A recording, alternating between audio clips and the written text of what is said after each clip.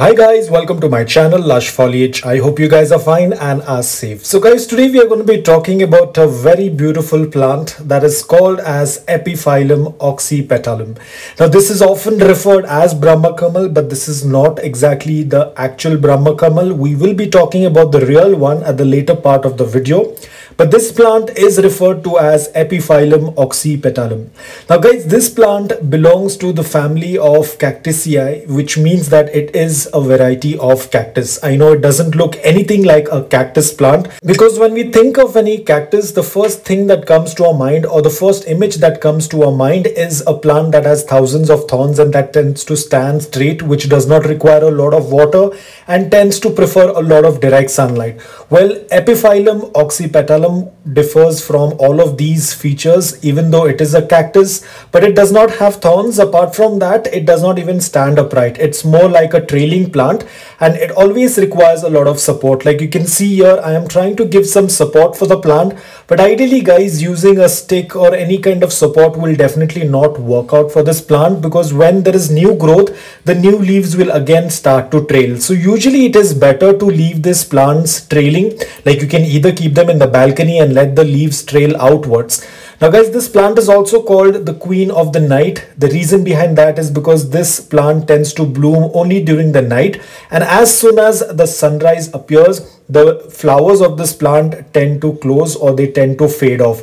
So usually it's around in the night time, let's say after 12, after 11, 12 in the night, that's when the blooming starts. They basically only bloom during the night, hence they get the name as the queen of night. Now talking about propagation, Epiphyllum is very easy to propagate. As you can see these nodes over here, all you have to do is separate these nodes. You do not need roots as well. You just need to cut off these nodes and then just let them callus, and then you can put it into the soil, and then there will be a new plant that is going to generate. As you can see this plant over here, I tried to propagate it. As you can see, I tried to propagate it. I had just taken one leaf, and now you can see this is the new leaf that is coming up, and this is the older leaf. The one that you can see darker green in color is the original leaf that I had taken as a cutting in order for propagation, and over the period of time this is the new leaf that it has put out. So this only requires one leaf. You have to ensure that you separate it from the node. You will always see there is going to be a marking, a cutting on the leaf, and that's where exactly you can separate it from.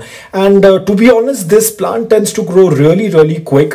If I have to say about the growing period is during the warmer season, that is during the summers, during the rainy season, when the climate is slightly warm. That is the time when they tend to bloom and they tend to grow a little faster. But during the winters, they kind of get into a dormant period, but again the dormancy is not very evident. It tends to just slow down the growth, but it still keeps growing, but the growth level is little slow compared to what it gets during the summer and the monsoon season. But again, it does not completely shut off its growth. It tends to grow, but very slow as compared to the summer season.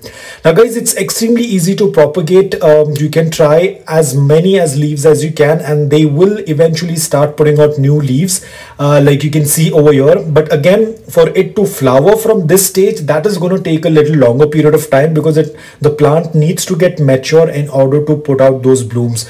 So if you are looking out to propagate, you can do that, but if you're going to expect it to flower at this stage, it is not going to happen.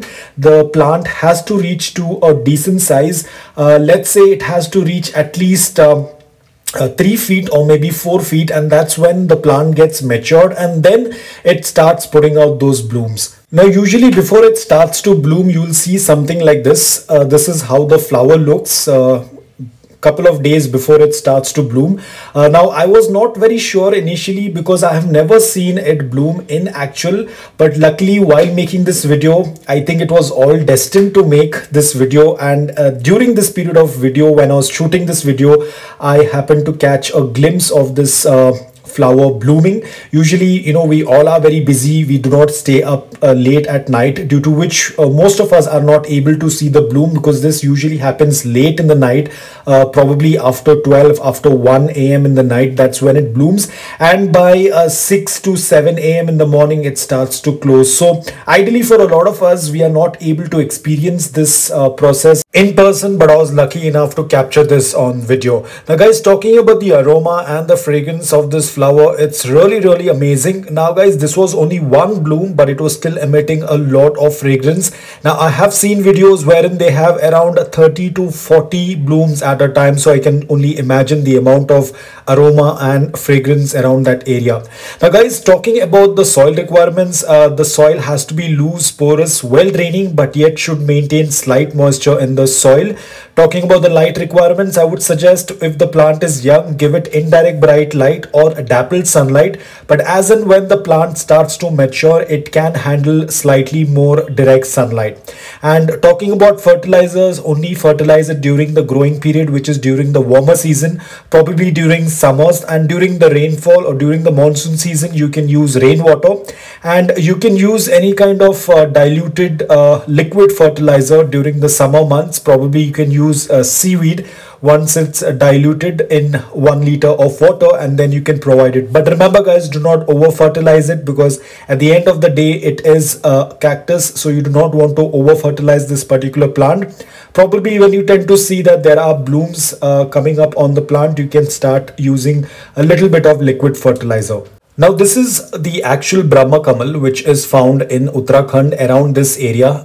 It is widely spread on the Himalayan range in India as well as in China. And this is how the actual Brahma Kamal looks, and this is how the flower tends to look.